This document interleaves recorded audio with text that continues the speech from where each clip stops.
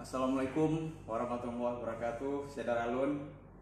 Alhamdulillah hari ini kita berjumpa lagi dalam acara Serambi Podcast. Hari ini kita hadir dengan bincang soal medis. Bersama saya sudah ada Ketua ID Wilayah Aceh, Dr. Safrizal Rahmat. Pagi Pak. Selamat pagi, Assalamualaikum warahmatullahi wabarakatuh. Hari ini bincang kita mengangkat tema tentang semakin banyaknya pasien positif, bahkan juga tenaga medis. Kita angkat tema medis berduka, kita bisa apa? Hingga data terakhir yang kami peroleh kemarin sudah 433 pasien positif itu kemarin, dan ada sekitar 2000 orang itu dinyatakan sebagai ODP.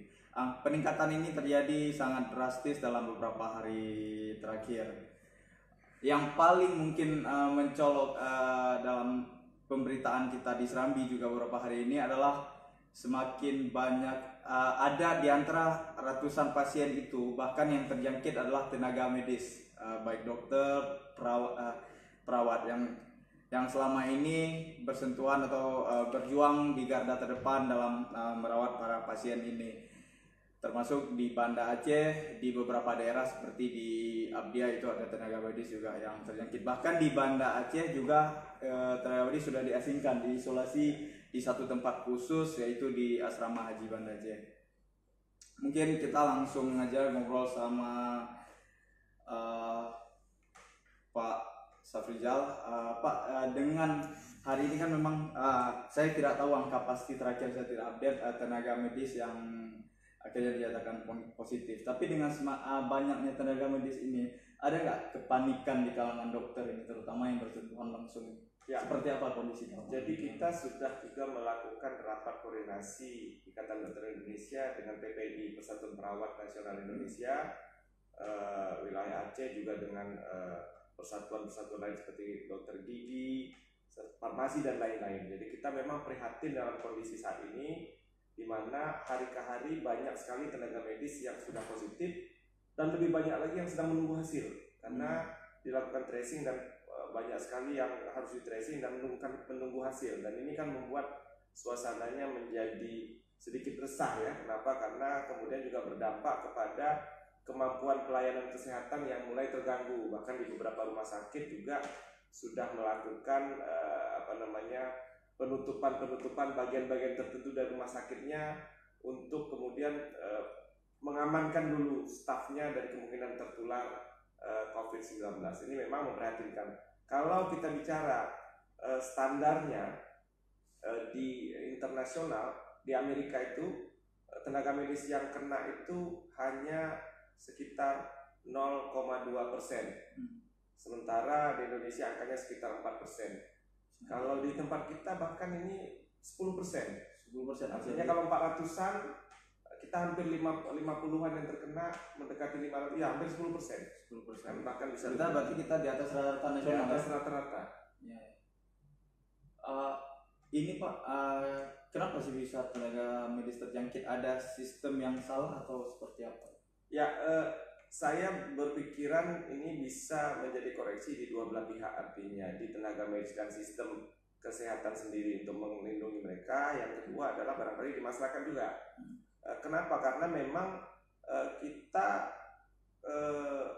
menjadikan rumah sakit ini kan masih bercampur antara pelayanan COVID dan non-COVID. Artinya tidak ada rumah sakit yang kemudian memfokuskan diri hanya COVID saja, tidak menerima pasien-pasien non-COVID. Nah, dan kemudian pasien bisa datang ke semua rumah sakit, ke mana saja. Hal yang pertama harus dilakukan oleh rumah sakit, sebenarnya sudah ada protokol ketika mereka masuk, akan ada penapisan. Penapisan itu adalah beberapa pertanyaan yang dijawab, yang nanti bisa sepertinya memberikan gambaran ini arahnya ke COVID atau bukan COVID. Ya. Nah, kalau ini sudah mengarah ke COVID, maka kemudian akan dilakukan tes-tes lain. Kalau ini tidak mengarah ke COVID, maka kemudian diobati penyakit apa di rumah sakit. Sayangnya kemudian banyak terjadi yang dideteksi bukan COVID, masuk ke dalam, diobati, beberapa lama kemudian memburuk, diperiksa lagi ternyata COVID.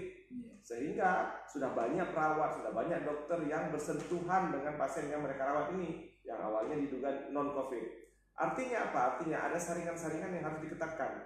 Barangkali saringan kita diameternya 1 cm harus kita ketatkan jadi lebih kecil lagi, beberapa mili sampai lebih kecil lagi. Walaupun tetap akan ada persentase yang lolos. Nah, tapi barangkali saat ini kita memakai penafisan yang direkomendasikan oleh Kementerian Kesehatan. Cuman sebenarnya kalau kita mampu untuk meng-create penafisan ini, bisa kita create lebih ketat lagi, sehingga prinsipnya adalah ketika pasien datang, mohon maaf, marilah kita duga dia COVID sampai terbukti tidak. Walaupun barangkali kedengarannya kan sebagai masyarakat, wah ini menyeramkan sekali, semua berarti dianggap COVID, tapi bukan, ini menjaga kita. Akhirnya kita anggap dia dulu COVID, kita hindari dulu, kita lakukan pemeriksaan sampai mendukung ternyata ini bukan COVID, baru kita rawat sebagai bukan COVID. Berarti proses ini akan terjadi di IGD dan poli ya? Ya, umumnya di tempat-tempat penerimaan pertama pasien. Pertama ya? Ya. Selama ini berarti sistemnya ada memang proses pensaringan ini ya? Tapi di semua rumah sakit itu memakai proses penafisan istilahnya, penafisan yang dikeluarkan oleh Kemenkes. Tetapi beberapa institusi, beberapa rumah sakit besar memodifikasi. Ini yang harus kita lakukan, modifikasi sehingga kelihatannya akan jadi lebih kecil saringannya dan lebih mendekati kebenarannya pada tahap awal. Itu yang maksud saringan apa? Atau memang harus dibanyak pertanyaan untuk mengarahkan mereka ke COVID, atau memang alat yang perlu ditambahkan? Bukan, jadi seperti pertanyaan seperti ini. Anda pasien itu datang, Anda berasal dari daerah mana? Nah, update daerah tersebut juga harus dilakukan setiap hari. Ketika yang mengisinya harus dia tahu. Misalnya contoh ya, saya datang dari Aceh Besar, ini zona merah, ada poinnya, nilainya berapa. Jadi seperti itu pertanyaan. Dan ini kan juga harus diupdate. Artinya kan zona-zona ini kan bergerak, berubah setiap hari ya. Ini juga harus update dan diberikan kepada yang melakukan update ini, yang melakukan penafisan awal ya. Sehingga setidaknya 40 berapa persen itu sudah terbaca, sampai hampir mendekati 50% sudah kelihatan nih. Sudah kelihatan ini. Ya. Ini kan perdebatan di masyarakat. Masyarakat penafisan ini jarang sekali disosialisasikan masyarakat. Sehingga ketika ada pasien yang dari penapisan ini COVID nih, terus meninggal, belum ada pemeriksaan, masyarakat bilang enak sekali kok dibilang COVID, padahal sudah ada penafisan ini. Ini kan penafisan ini kita bilang ya iman lah, tanpa butuh apa-apa, hanya ditanya-tanya saja. Kalau keluarga pasien dan pasien menjawab dengan jujur, mungkin dia akan bisa mendekati. Tapi kalau tidak jujur lagi, ini faktor eksternal yang mungkin membahayakan kita jadinya. Iya, berarti kejujuran masyarakat ketika proses penapisan itu juga sangat diperlukan ya. Nanti di penapisan ini bukan hanya pertanyaan-pertanyaan, tapi juga nanti bisa sampai ke pemeriksaan darah rutin, diperiksa darah dulu, keluar hasilnya. Bukan swab ya, swab kan butuh lama ya, cepat, darah rutin. Atau bisa juga nanti komponen yang dimasukkan adalah komponen foto dada, itu bagian dari itu. Jadi selama ini sebenarnya tenaga medis itu kebanyakan yang itu belum menggunakan APD mungkin ketika menggunakan, karena penerimaannya itu ya seperti tadi sistem APD kita ini kan terbatas ya. Overall di seluruh dunia terbatas. Jadi rumah sakit itu akan membagi zonanya. Ada zona yang merah yang harus pakai APD level 3. Ada zona-zona yang memakai level 2 dan ada zona yang memakai level 1. Nah, kalau pasien ini sudah dianggap dia steril, bersih, terhindar, bebas dari COVID, maka sebenarnya aturannya cukup untuk dengan memakai APD level 1. Nah, tapi pada kenyataannya inilah yang mengakibatkan banyak yang tertular. Sehingga barangkali mungkin bisa kita bilang di banyak rumah sakit susah mendapatkan zona hijau lagi, malah zonanya kuning dan merah gitu loh. Artinya APD-nya sudah harus level 2 minimal gitu.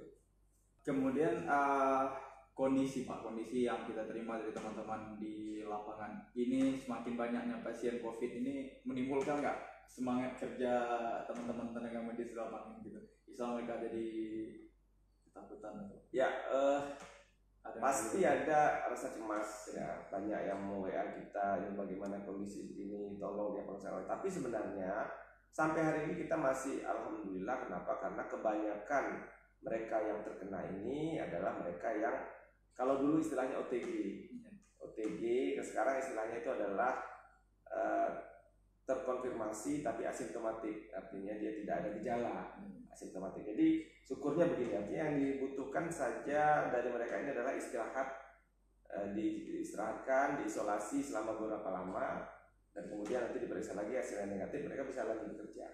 Kita berharap mudah-mudahan dengan begitu antibodi sudah terbentuk di tubuhnya sehingga mereka agak lebih sedikit tahan terhadap serangan-serangan berikutnya kan begitu.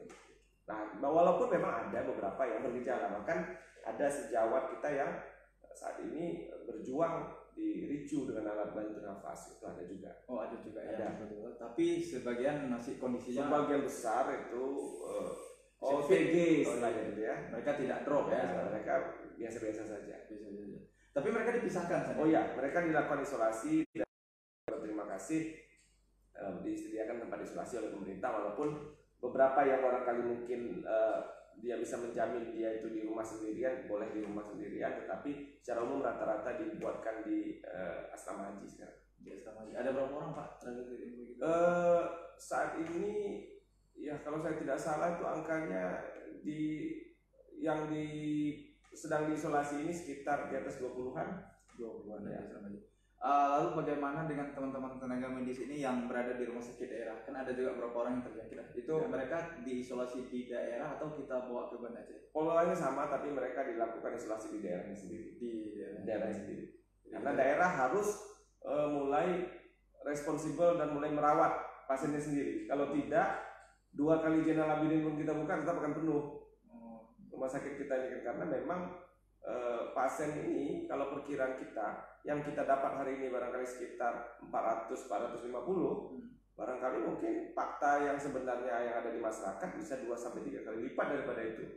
Ya, kita bertetangga dengan Medan yang sangat dekat, Sumatera Utara yang sangat dekat, mereka sudah di angka 4.000. Nggak mungkin kita ini jauh tertinggal dari mereka, nggak mungkin. Pasti dampaknya akan berdekatan lah. Apalagi hubungan kita tuh sangat akrab lah, istilahnya tanpa batas ya kita sama mereka semua. Lalu saya bertanya ini, setelah tenaga medis ini diasingkan, bagaimana dengan keluarga mereka? Nah, ini problem hal yang lain yang barangkali mungkin di lapangan banyak tidak diketahui. Ketika keluarga mereka ini positif, tenaga medis kita positif, maka kemudian bahkan keluarganya juga akan menjadi orang yang sebenarnya harus kita periksa. Ya, syukurnya beberapa ada yang syukurnya umumnya keluarganya negatif ya. Nah, tetapi tentu saja akhirnya yang kita khawatirkan adalah mereka mengasingkan diri beberapa lama, kemudian meninggalkan keluarga yang barangkali mungkin dari sisi katakanlah finansial, dari sisi apa barangkali mungkin akan mengalami sedikitlah gangguan ya. Ini mungkin menjadi hal yang akan saat ini barangkali dampaknya belum terlalu kelihatan, tapi kalau terus menerus ini sesuatu yang perlu jadi perhatian kita semua gitu.